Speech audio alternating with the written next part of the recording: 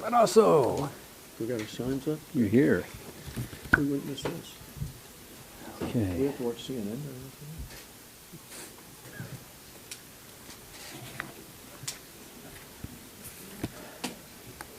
Let's go ahead and get started. We have a number of colleagues coming today, and I'm pleased to say that there is a lot of interest in this issue because it's so important right now. We already have a crisis at the border. Everybody knows that. That crisis threatens to become a catastrophe.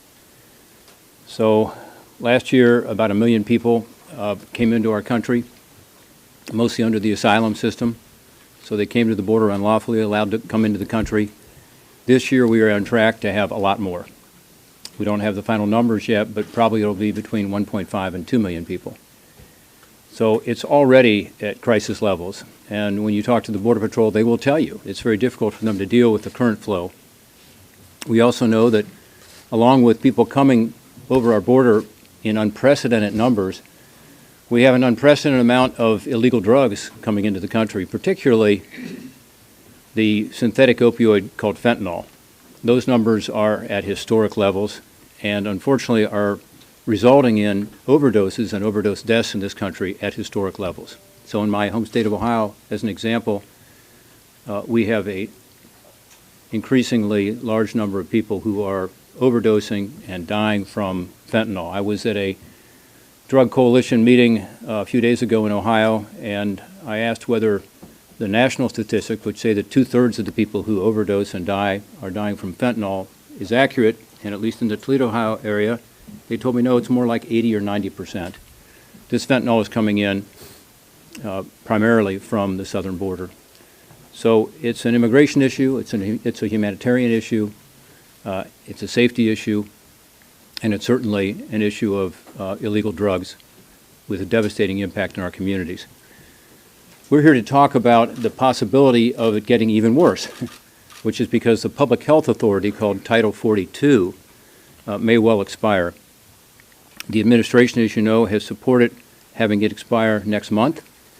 The Border Patrol, again, have said in no uncertain terms to all of us, and I hope to many of you, that should that happen, they will lose operational control of the border. Right now, there are about 8,000 people a day coming through the border. They believe that if Title 42 is revoked, that number will increase dramatically. The Department of Homeland Security has told us privately that they think that's between 12,000 and 18,000 people a day. So this is just impossible for the Border Patrol to handle. The Title 42 issue, to set the stage here for my colleagues and their remarks, is in litigation. There's a judge in Louisiana who has said that the administration cannot simply revoke this, but they have not set a date as to what might be the appropriate time frame, if there is one. So there's a lot of uncertainty right now, certainly. But we have to presume that the administration may be successful here, and that means Title 42 would come to an end. Roughly half of the people who come to the border are turned away under Title 42. Roughly half. So the 1 million people a year is really 2 million people a year. About 1 million are turned back under Title 42. We also know that the Public Health Emergency and the National Emergencies Act are continuing in place indefinitely. So there seems to be a real disconnect between what's happening with regard to Title 42 on the one hand and the public health emergencies on the other hand. This is a situation that, again, is already a crisis, already something that we cannot handle with current resources. Yesterday, we had a conference call with the Secretary of the Department of Homeland Security, Alejandro Mayorkas, in which he laid out a potential plan should Title 42 be revoked. It sounds a lot like the plan currently in place, which is simply to expedite people coming through the process. No plan to put in place the kinds of things that were in place during the Trump administration to try to deal with the border crisis, including the Remain in Mexico policy, the expedited removals, the notion that with regard to asylum there would be more scrutiny earlier in the process, but instead just coming up with a way to provide more resources to move people through the system more quickly. So in effect to make it easier for people to get from the border into the interior of the country. So that was disappointing. I'm really glad, again, my colleagues are all here, and a lot of them have been down to the border, as I have, and heard directly from the Border Patrol and Customs and Border Protection folks at the ports of entry to understand the severity of this crisis. I'd like for you to hear from them now. Senator Barrasso. Well, we actually have a dangerous crisis of national security going on in the border, and it's going to get a lot worse under Joe Biden. From day number one, Joe Biden started rolling out the red carpet to illegal immigrants by signing so many executive orders specifically making it easier for illegal immigrants to come to the United States. The number of people that came into the United States illegally in the first 14 months of Joe Biden was more than came in under 4 years of President Trump. And we're talking about 2 million crossings last year. And if Title 42 goes along, we're talking about over 500,000 expected next month alone. And if the numbers alone aren't distressing enough, it's taking a look at who some of these people are in terms of criminals, drug dealers, gang members. And if you're on the terrorist watch list, this is a dream come true for you if you're trying to get into the United States illegally. Now, we have a number of Democrats who are now running away from the president. These are Democrats who are running for re-election, and they're running scared because they know the president's policies on immigration are so very unpopular. But President Biden has turned over the border and his policies on immigration to people who really don't believe there should even be a border. I mean, even the Vice President of the United States, when she was running for president, said she wanted to eliminate immigrations and customs enforcement. We know what we need to do to secure the border. Enforce the law. Finish the wall. Reestablish the Remain in Mexico policy. It works. Title 42 is about public health and public safety. And the president is talking out of both sides of his mouth on this. Because in one regard, he's saying he asked for $25 billion additional dollars for COVID, because COVID is such a crisis in the United States right now. And at the same time, on the other side of his mouth, he said, oh, COVID is done. We don't have to worry about it with regard to the border. We can make it a lot easier for illegal immigrants to come to this country. When we talked yesterday, a number of us in leadership on the conference call with the Secretary of Homeland Security, the plan he laid out was to allow illegal immigrants to come here faster and easier, not to keep them out. So for people who believe like I do, we have a dramatic and desperate crisis of national security at our southern border. I will tell you, if they eliminate Title 42, it's going to get a lot worse. Thanks. Well, thanks, Rob. We are a nation of laws. We're a nation of immigrants. But the one thing that we have to have in this country is respect for our laws. And this is the Biden border crisis. No ifs, ands, and buts about it. There has never been a more direct correlation between a set of policy decisions and consequences resulting from those decisions than what we've seen at the border. When they came to office, they got rid of they took 94 executive actions that got rid of the tools that enable our Border Patrol to keep the border secure. And what have we seen? 2 million illegal crossings last year, 221,000 last month, the highest number in 22 years.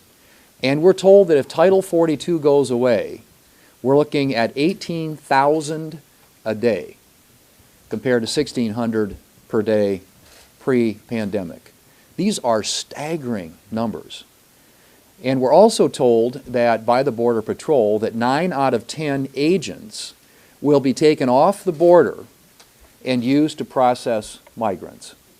Well, what does that do to all the other unsavory things that are happening at the border? Senator Portman mentioned a number of those, but the biggest killer today of people between the ages of 18 and 45 is fentanyl. And fentanyl is coming across the border because it's just essentially an open border. And so we've got the direct consequence of these Biden administration policies playing out in front of the American people on a daily basis. And what have they done? Well, they've stopped construction of the border wall, as Senator Barrasso pointed out. They have significantly curbed deportations. They have ended the Remain in Mexico policy. These are all policy decisions taken by executive action by an administration which is yet to visit the border. So the president and his border czar, the vice president, are directly responsible for what is happening at our southern border. And Title 42 makes it much, much worse. If they end that, if they repeal Title 42 as they are intending to do, it is going to intensify and make much worse a problem that is already of epic proportions in terms of the disaster that we're seeing there on a daily basis. So the Democrats in the Senate at least are coming to the realization, I think in the House as well, that this is a really bad idea. And they're conveying that, I think, to the administration. Hopefully the administration will listen, because if they move forward with this policy, it will be on top of a whole bunch of other bad policies that have contributed to a major crisis at our southern border. And Republicans in the Senate are going to insist on a vote. We want to vote. We want to put people on the record whether or not they support this really awful decision by this administration to backtrack yet again on a border policy that has at least had some success in controlling and keeping the number of illegal crossings somewhat under control. But it will explode. It will flat explode if they move forward. So we're going to do everything we can to stop that, and Republicans in the Senate are going to insist upon a vote on Title 42, and I sincerely hope that we'll have a lot of Democrats who will join us.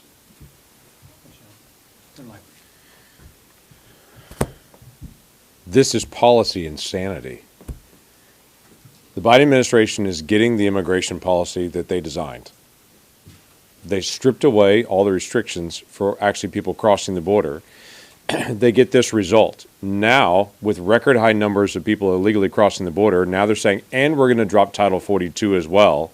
So we get record high numbers now of illegal crossings, and they're going to say, we're going to strip away the last piece that we hadn't taken away before to increase this number even higher.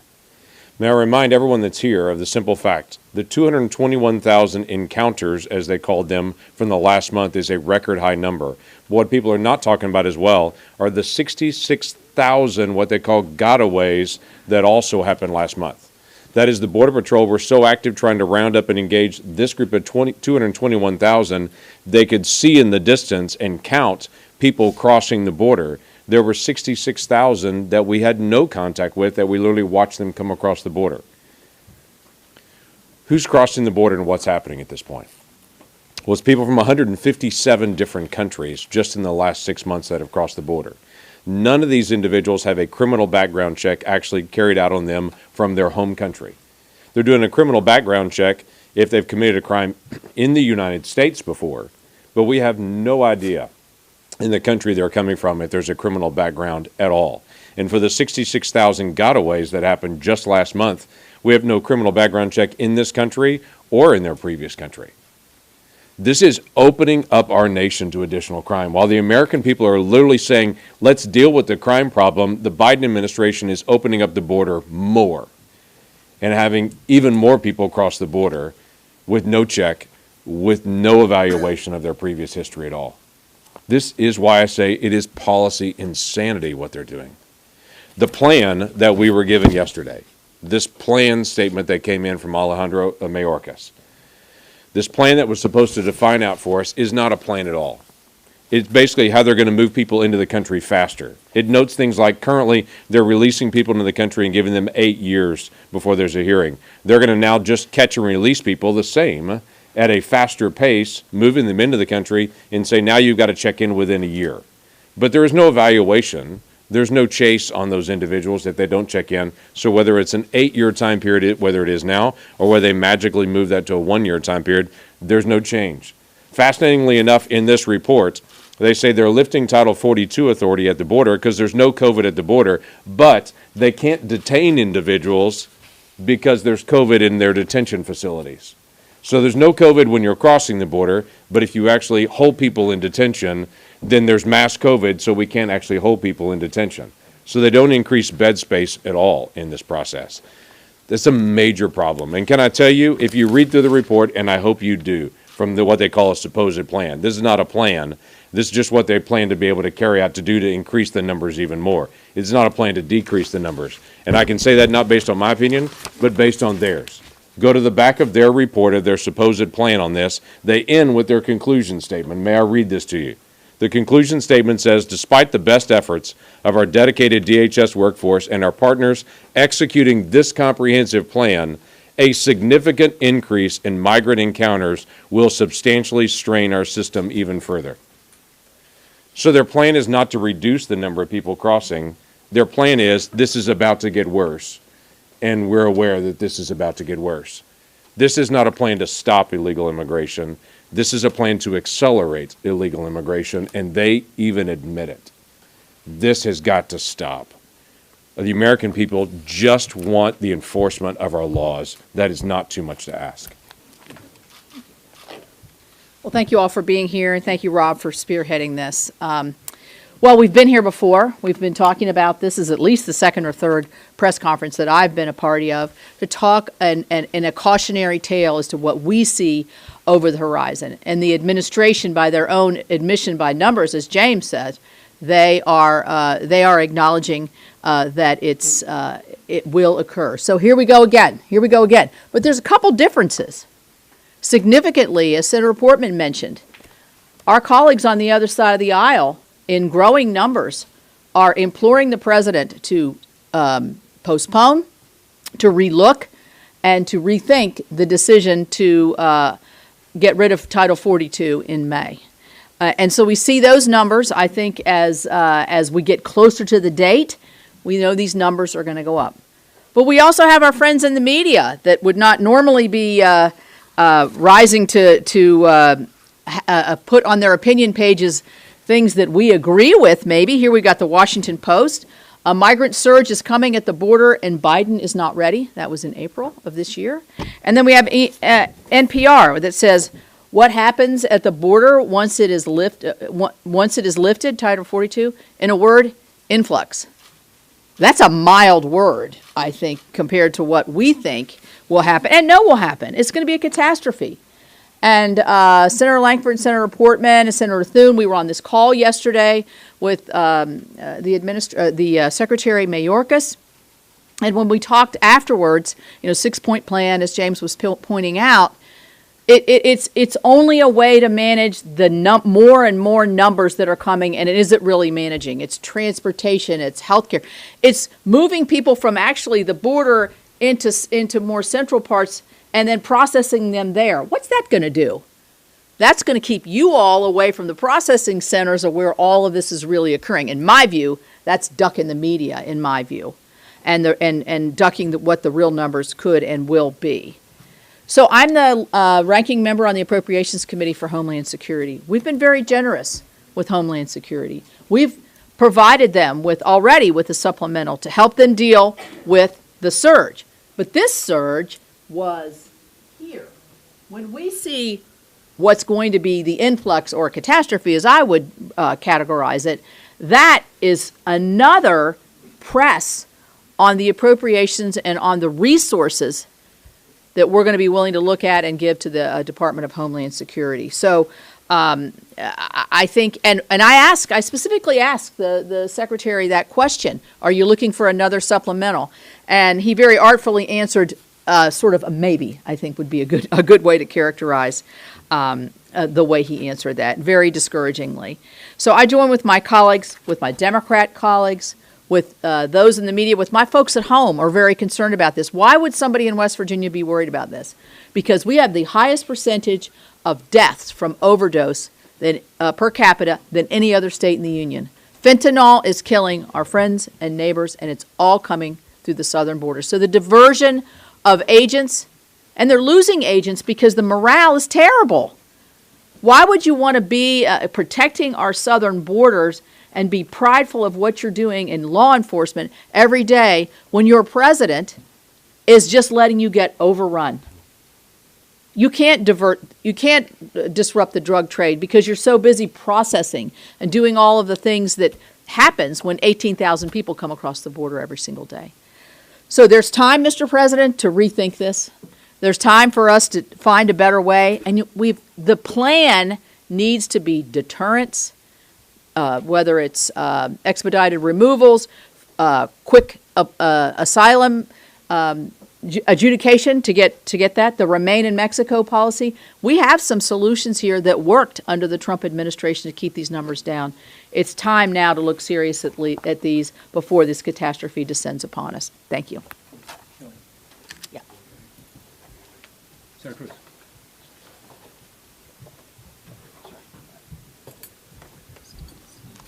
Thank you, Rob. Right now, we've got a crisis at our southern border. It is chaos. It is endangering the safety and security of Americans. We are seeing hundreds of thousands of children being brought in by human traffickers, many of them subject to violent abuse, to sexual abuse. We're seeing criminals, violent criminals. We're seeing gang members. We're seeing people who are known terrorists coming in illegally. This chaos is the result of political decisions made by Joe Biden and Kamala Harris. And looking at the chaos at the southern border, only this administration would decide it's not bad enough that we have the highest rate of illegal immigration in 61 years, 2 million people last year. It's not bad enough. They want to make it worse by rescinding the use of Title 42 to protect against COVID-19 infections. It's interesting that on April 1st, the CDC issued a statement urging the end of Title 42, saying, quote, "After considering current public health conditions and an increased availability of tools to fight COVID-19, such as highly effective vaccines and therapeutics, the CDC director has determined that an order suspending the right to introduce migrants into the United States is no longer necessary." 12 days later, on April 13th, the same CDC extended the order that everyone must wear masks on airplanes. So here's the Biden administration's reasoning. It's just fine, according to the CDC, for tens of thousands of illegal aliens to be released who may well have COVID-19, to surge into Texas communities where the hospitals are overrun, they are full, where the schools are full, where the jails are full. But American citizens, even those who have been vaccinated, even those who have had COVID, they must wear a mask. It is utterly arbitrary and hypocritical. Now, thankfully, both of those decisions, the decision to end the use of Title 42 and the arbitrary decision to require everyone to wear masks on planes, both of them, the federal courts have stopped. But the partisan hypocrisy is stunning. This is the CDC embracing open borders. And I will say partisan hypocrisy, Capitol Hill is certainly not immune from that particular failing. We're now seeing a bunch of Democrats, interestingly enough, all collected in states where they're on the ballot in November. And they've suddenly discovered the American people don't like it when you have 2 million illegal immigrants, when you're releasing vast numbers of people in chaos. And so suddenly you got Democrats who are releasing statements saying we should not end Title 42. The hypocrisy of that is last year I forced a vote on my amendment to codify the protections of Title 42, to stop the administration from ending Title 42, and every single Democrat voted no.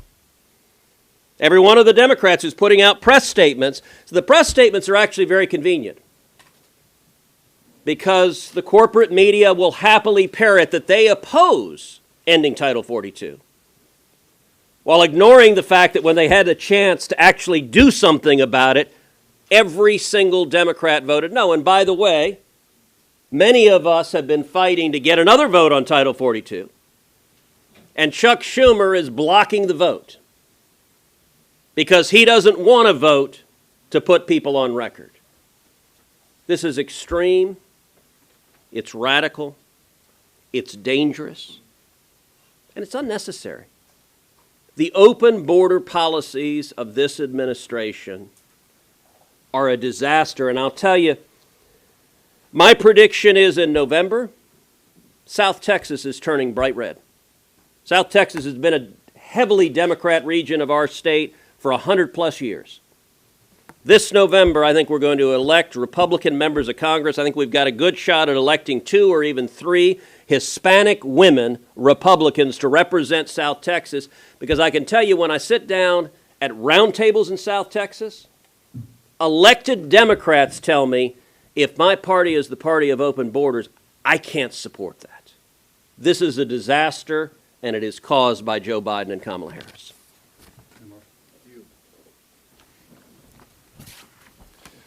Well, this administration is either incompetent or they want this crisis. It has to be one or the other. Either they're incompetent or they want this crisis.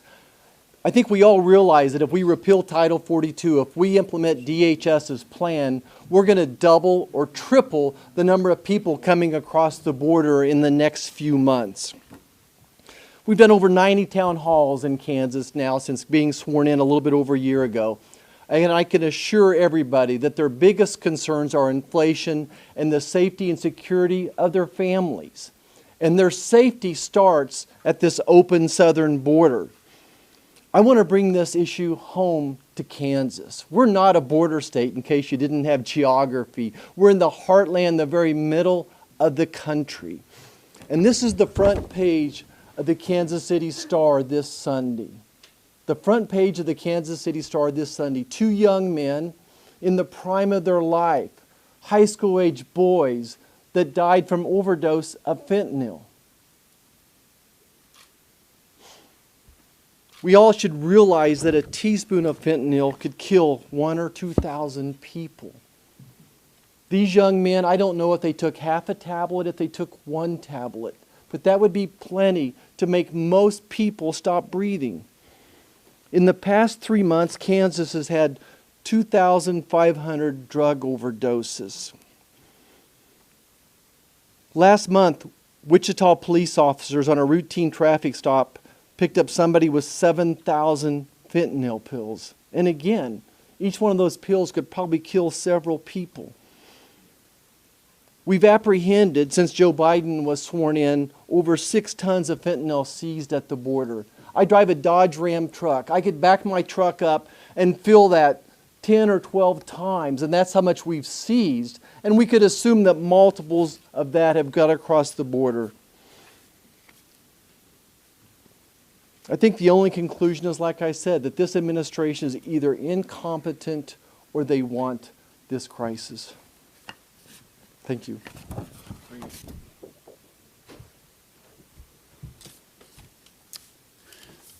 I think one of my Democratic colleagues had it right. The other day they said the administration's efforts to roll back Title 42, quote, shows a lack of understanding about the crisis at our border, unquote.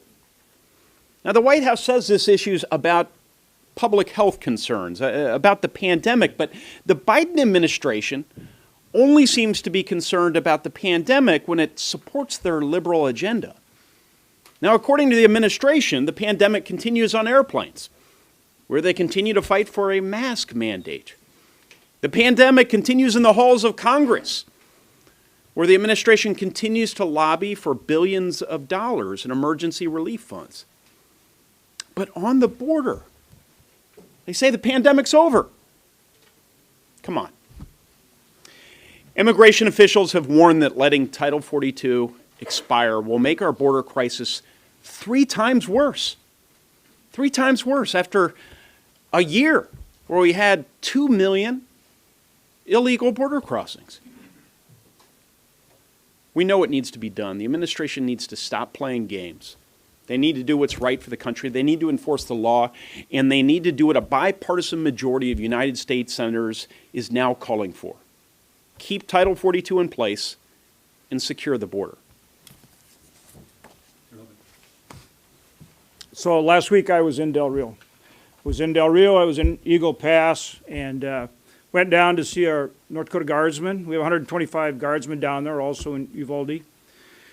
And they're the eyes and ears of the Border Patrol. So I was down there to support them and, again, call attention to crisis that is going on at the border. Now, it's interesting. Last year I was down there with Cornyn and Cruz. We had 16 senators, and we were just to the east in the Rio Grande sector. Del Rio sector is immediately to the west. The Rio Grande sector has been the busiest sector. Now remember, 220,000 illegal encounters by Border Patrol just in the last month, in March. Okay, 1.7 million last year, and that doesn't even count the gotaways. Okay, and what's going on is, at the time we were there, the Rio Grande sector was the busiest. Now that's becoming the Del Rio sector because they're migrating over there because they have many fewer Border Patrol officers in the Del Rio sector. So they move where there's the least resistance. Senator Portman, myself, we were in Mexico last year, we were in Central America, we were in South America. It's a demand pull situation because in Mexico and Central America and South America, they know if they come, they're getting in. So they're coming. And interestingly,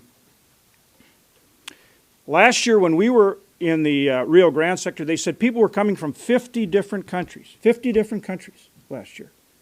This year, just last week when I was in Del Rio, they said 100 different countries. So Customs and Border Protection gave us a briefing, and they said that's gone from 50 different countries, people illegally crossing the southern border, now from 100 different countries.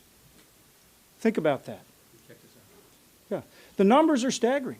And remember, when you get those numbers from Homeland Security, and they talk about 220,000 encounters with people crossing the border illegally in the month of March, that doesn't count the gotaways, which can be maybe 40% more. And those are the folks that don't want to be encountered. Why? Because they have criminal records, they have drugs, they're human trafficking. That's what's going on. And if the administration lifts Public Order 42, it just gets worse. It just gets worse. When I was down there, we had 2 guardsmen from the North Dakota National Guard, Specialist Alvarado, Specialist Clem, who had just saved 5 migrants who were trying to cross at Del Rio. They were out there, and the river's high, the current is strong. There were 5 migrants that probably would have drowned. They went out and they got them, and they saved them at great risk to themselves. And we know what that risk is because we saw what happened to a Texas National Guardsman here just this week. He drowned out there trying to save migrants crossing illegally who were trafficking drugs. That's a tragedy. That's a tragedy. Why is this administration not stopping that? Why is this administration not stopping that? And we know it can be done. The last administration, the Trump administration, did it. You enforce you keep Public Health Order 42 in place. You enforce the 3rd Safe Country Protocol and the Remain in Mexico Protocol, and you build the border wall. And we can secure that border. Congress needs to push for it. The courts need to push for it, and the public needs to push for it. We need to get the Biden administration to enforce the law and secure the border.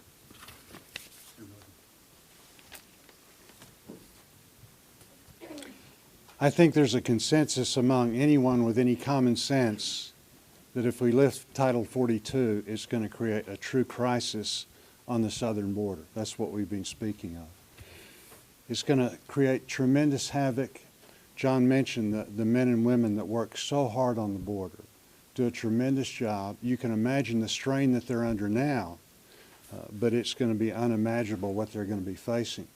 The other thing is it's going to put tremendous pressure throughout all of our government agencies.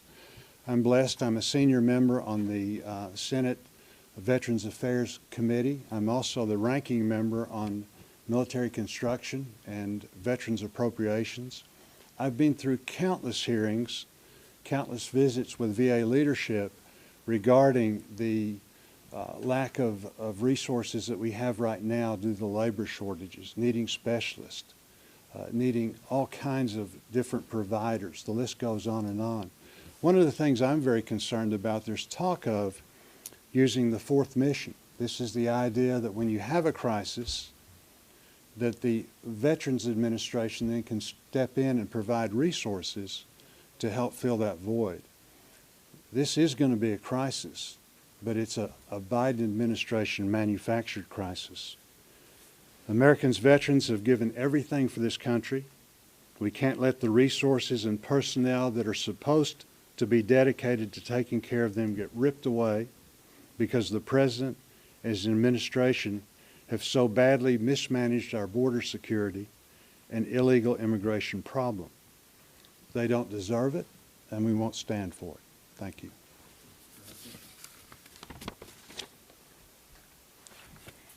I think it's pretty clear that everyone that has spoken today just wants President Biden to do his job and to protect Americans.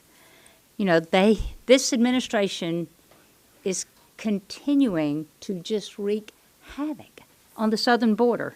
You know, it tells Americans that Title 42 is no longer necessary because COVID's behind us.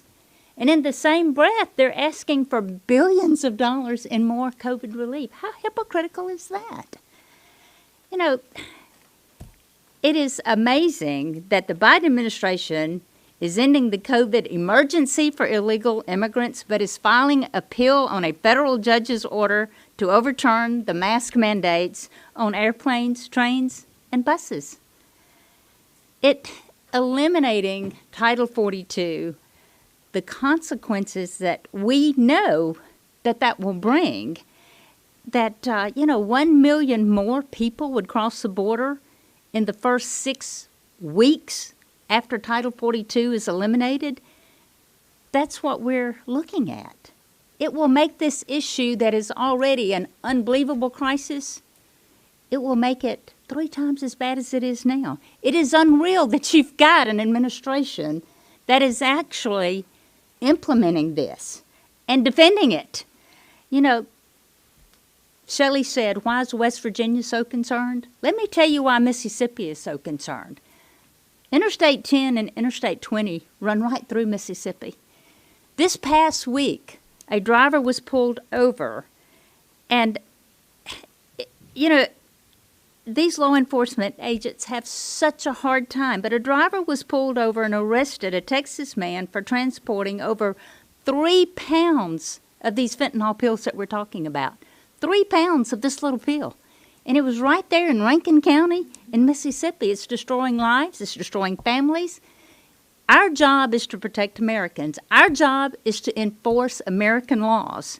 So, when it comes down to the Biden administration just simply using COVID as an excuse to push through these liberal policies, and it just doesn't matter what it's doing to the safety of Americans. It is unbelievable. We need to continue to have these press conferences. We know what's in front of us. Again, we're just asking President Biden to do his job to protect Americans and enforce the laws that have already been passed. Cindy, thank you. Questions, comments? Yes. Senator Portman, some of your Democratic colleagues aren't necessarily opposed to lifting Title 42, rather lifting it without a plan. Now that there has been a plan released by Secretary Mayorkas yesterday, are you worried that some of your colleagues across the aisle are going to switch over their sides? Have you had any conversations with them? What are you hearing? No, it's a great question. I have not heard that. But I wouldn't be surprised. The problem is it's not really a plan. And, we looked at it carefully yesterday. We had a briefing on it. And primarily what it does is it expedites the immigration process. As an example, instead of having processing at the border, there would be processing on the bus or other means of transportation going further into the interior to take pressure off the border. As an example, there would be more people hired to process people more quickly, but nothing with regard to slowing the flow.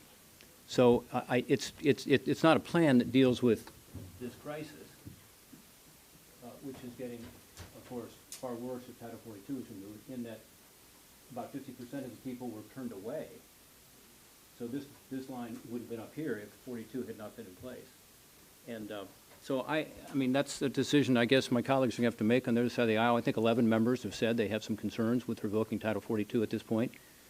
The other point I would make is this is not about Title 42.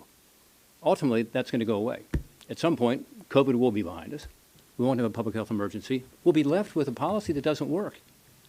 And we know what works because here, as you can see, we had effective control of the border.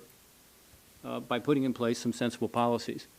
The asylum policy changes that Senator Capito and others talked about is one thing we have to do that actually was not done during the last administration that would even lower those numbers further, which is to say immediate adjudication. If somebody doesn't qualify, they'd be sent home. And that 85% of the people who are applying from Mexico or Central America or other places are in the end not being granted asylum, and yet they're in the United States for 6 to 8 years and embedded in the communities and so on. So we know it works, and that's the kind of policy we're looking for. Yep. My question is for Senator Cruz. You mentioned that Leader Schumer was blocking a vote on having the Senate go on record with whether they support delaying or keeping Title 42 in place.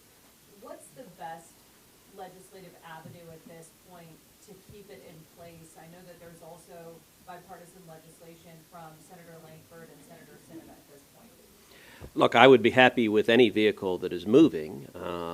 There was a couple of weeks ago before the recess, we were initially going to vote on their supplemental funding for so-called COVID relief, and many of us were conditioning that vote on voting on Title 42, and Schumer ultimately pulled it down. He supports the bill he wants to pass, but not at the price of actually having a vote on Title 42.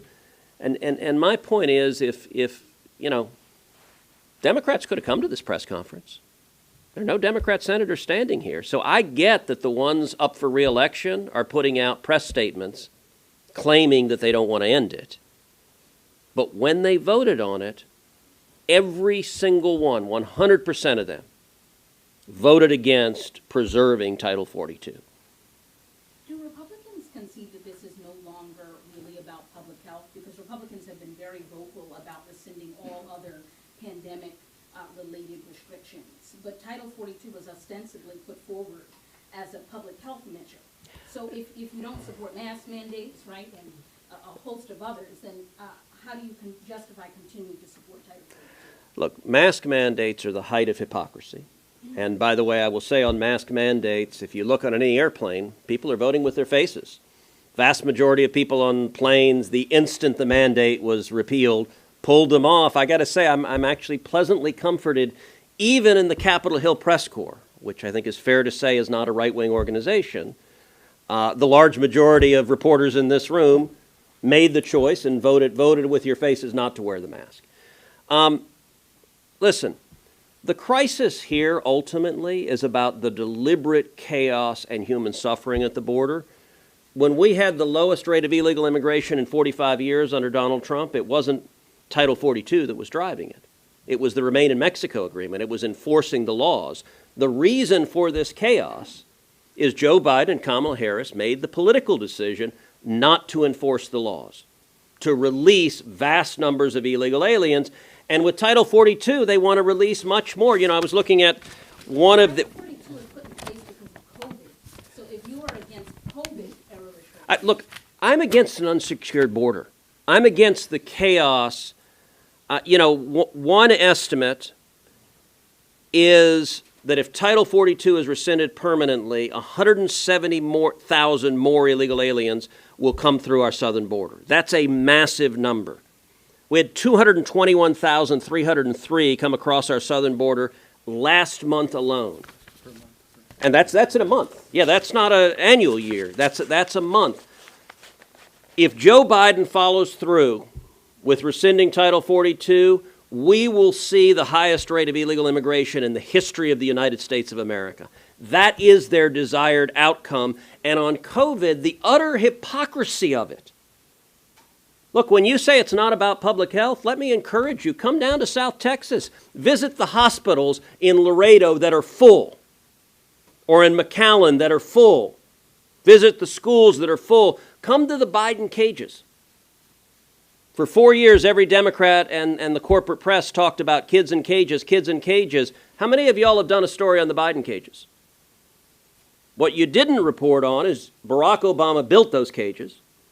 The cages are more full today under Joe Biden than they ever have been. And the last time we went there with 19 senators, the rate of COVID positivity in the Biden cages was over 10%. So this is public health as well. But the Biden administration, the only group on planet Earth they don't care about having COVID is illegal immigrants who they want to release into this country. So you're saying it's not about COVID then? The rollback of Title 42, you're saying it's about immigration? It's about both. Because Title 42, as my colleague says, is implemented as a COVID measure. Yeah, let me take a crack at this also, because as I said earlier, Title 42 is not going to be there into the future. It's a public health order. It shouldn't be. You know, once we're beyond this COVID period, which is all the more reason we have to put in place sensible policies to deal with this crisis. Title 42 is not the long-term solution. It's not sustainable. We all know that. For now to address. It's not convenient. It's the fact that it's all there is. If we don't have it, if we don't have it, there will be. So there are 2 million people who come to the border now every year, based on last year's numbers, which is the highest it's ever been since 1924, when the Border Patrol started keeping statistics. By far the highest ever.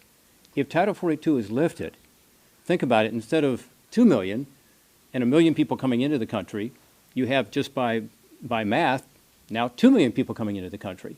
And there are a lot more people coming also, as you've seen, all over the world. It's not just Central America. This chart, which is interesting, I think, because it talks about outside of Mexico and the Northern Triangle, the increase coming. It's 150 countries. It's people from not just Latin America, but Asia and Africa and the Middle East. So that is why taking away 42 would be a catastrophe right now. But it's going to have to go away. That's why the administration needs to put in place a policy behind it. This is what these 11 Democrats are saying, to your question. You can't pull 42 without something in the alternative, something to replace it, or else you have total chaos.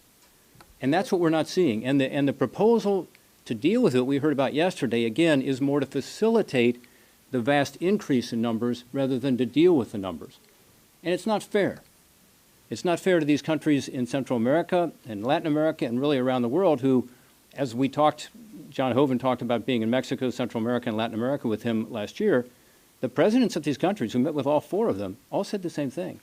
You guys are drawing our people north with your policies. Your asylum policy is a magnet. Stop doing that. It causes us problems. We don't want to lose all these people, first of all. But second of all, you know, the migrant caravans and so on coming through, stop it. Change your policies. Put in place sensible policies. That's all we're asking for. But in terms of sensible policies, are there any immigrants that your party can support at this point? You know what I mean? Like there's, I mean, we're strongly in support of legal immigration. We're strongly in support of legal immigration. Strongly. How though? In what policy during this Congress have Republicans done anything to support legal immigration? Well, we strongly support legal immigration, period. I mean, America is the most generous country in the world in terms of bringing in legal immigrants. We're for that. I think I speak for all my colleagues. Do you support, for example, in the Competes Act, the provisions to offer, say, the most non-controversial immigrants of all, STEM PhDs, a green card? We're hearing from your colleagues all week that, you know, this is going to be too controversial for this Republican Party. Is the Republican Party at this point just a restrictionist party? No. I would support that, of course, and I always have. You staple the green card to the diploma. Senator Bozeman's got to go. You want to say something before you leave? No, I'm good. The only thing I would remind is, we have these numbers, but as somebody that used to be the chair of Homeland Security, these numbers indicate people that are caught. It doesn't count the hundreds of thousands of people because the border guard is so tied up doing things that they're not trained to do, taking care of young children, things like that. You've got hundreds of thousands of others that are going across. The other thing I'd remind people is the border is secure on the Mexican side. The cartels don't allow anybody to cross without getting a cut. So it's a tremendous moneymaker for the drug influx that we're so very concerned about that's been talked about earlier. So, Senator, does the increase in apprehensions have anything to do with the increase of appropriations? As a former chair of the Appropriations Committee, as you increase appropriations for the border, wouldn't that result in more apprehensions? No, I'm all for, plussing up border security. You do that with. No, because you actually.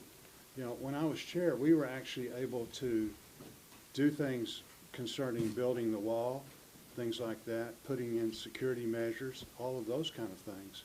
So you can do this in a number of different ways.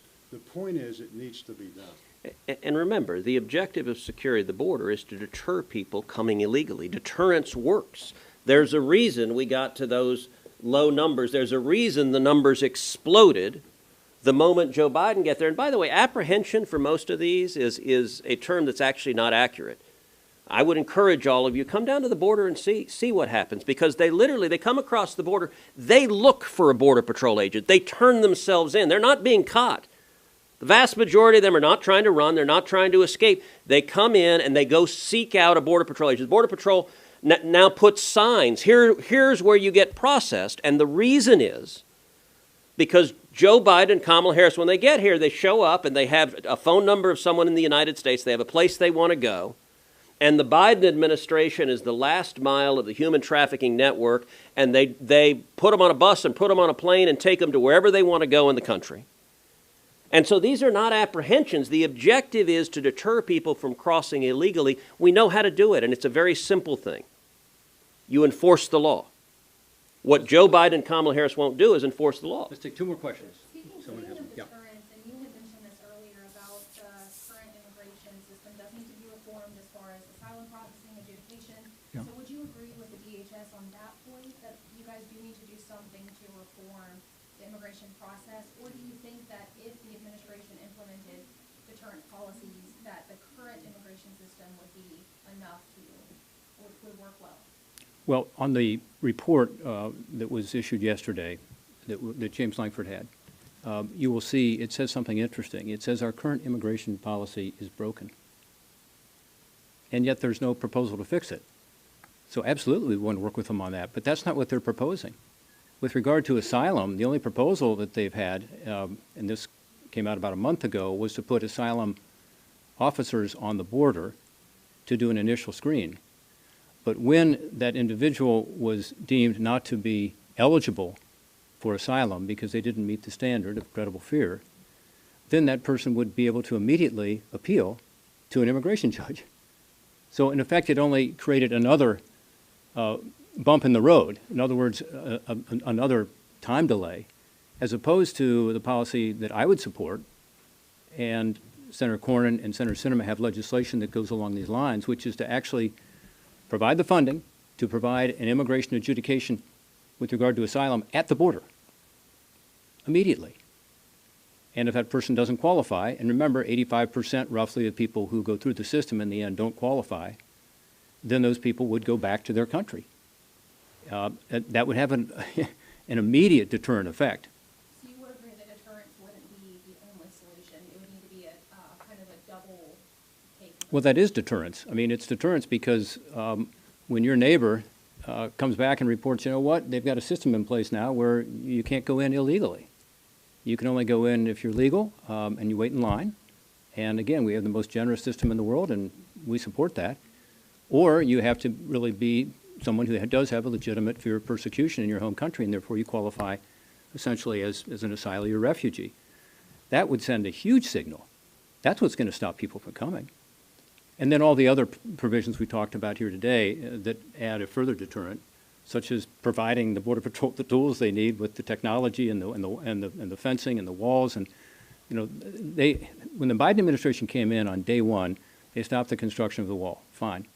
They also stopped the construction of all the technology that went with the wall. And what my colleagues can tell you who have been down there in the Del Rio sector as an example, since that was talked about, or El Paso, they not only didn't complete the wall, they stopped the technology. In fact, in Del Rio and El Paso, the technology was stopped after about 10% completion. The wall was about 90% complete. Now, even my Democrat colleagues support technology, I'm told. This is sensors and cameras and so on, but they stopped it all. So there's a lot of things you can do, but ultimately, if you don't fix the asylum system, you're going to continue to have people drawn to our border because they know, as Senator Cruz has said, they can walk in. One more question, then we'll be breaking up this, but I'll stick around, as will Senator Cruz, I'm sure, for questions individually. This is actually off topic. Can I get your reaction to Trevor, the prisoner swap that resulted in Trevor Reed being? I'm not up to speed on it. If you want to talk about it. He's a Texas native. Yeah, no, we're very glad that he has been returned, and He should never have been detained in Russia, and we're glad he's back. We're glad that he's going to be back home in Texas, and we are celebrating that. Take one more question, since that wasn't on. Yeah, go ahead.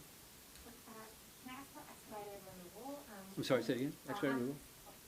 On expedited removal, Yeah. one of the pieces in the DHS memo was to increase use of expedited removal with the thought that a formal deportation order is going to be more of a deterrent, as you mentioned, to repeat crossers who right now don't face a legal consequence. There's no disincentive to just keep trying. And if you look at the chart, even you sort of start to see a small rise starting in April 2020 when Title 42 is imposed. I was just wondering what your response was to the recidivism concerns about Title 42 and whether you support expanding expedited removal, or do you just see that as processing people faster? Yeah, I think expedited removal has to be part of any policy that works. You know, under the Obama administration, there was about, as you know, there were more people who were deported through expedited removal. Roughly 65% of those who came in illegally were removed. The numbers we have for the Biden administration, which would be last fiscal year, the 8 months of the Biden administration, it's roughly 4%. So there's a huge difference even between the Obama years and the Biden years in terms of using expedited removal and actually deporting people who did not qualify to be in the United States. And it's a further example of what we're talking about. Is there's been a deliberate attempt through policy to change what we're doing at the border and also with regard to the interior, with regard to expedited removal and deportations. And this is part of the magnet. So Title 42 were rescinded, and in its place was a very robust expedited removal system where a high percentage of people were removed through that process. So there is somewhat of a process, but it's... Well, yeah, again, the one caveat here, which is a huge one, is that if you come to the border and you claim asylum, you are permitted to come in. Well, if you pass credible fear. If you pass credible fear. But that's a very low bar, as you know, at the border. Extremely low bar. So, and then you go through the process. And then at the end of the process, you know, roughly 15% are deemed to have qualified. But meanwhile, all these other folks are in the country. And so you have to deal with that issue as well, not just expedited removal. And then when that happens, is the person deported or not? Right now, again, the 5% figure, that is not happening. So it's a big change in terms of even the Obama years until this administration, much less from the Trump administration to now. Any comments on that? Can I ask quickly, you care deeply about the border, you also care deeply about Ukraine, and we're expecting a supplemental request. Yeah. Do you see that as an opportunity? We heard Senator Thune say we want to vote on this. Yeah. That could be an opportunity to have a vote, especially considering it seems Democrats want to combine children and Ukraine supplemental. Yeah. My strong desire is to keep Ukraine separate. And if Democrats decide they aren't going to keep it separate, what does that mean?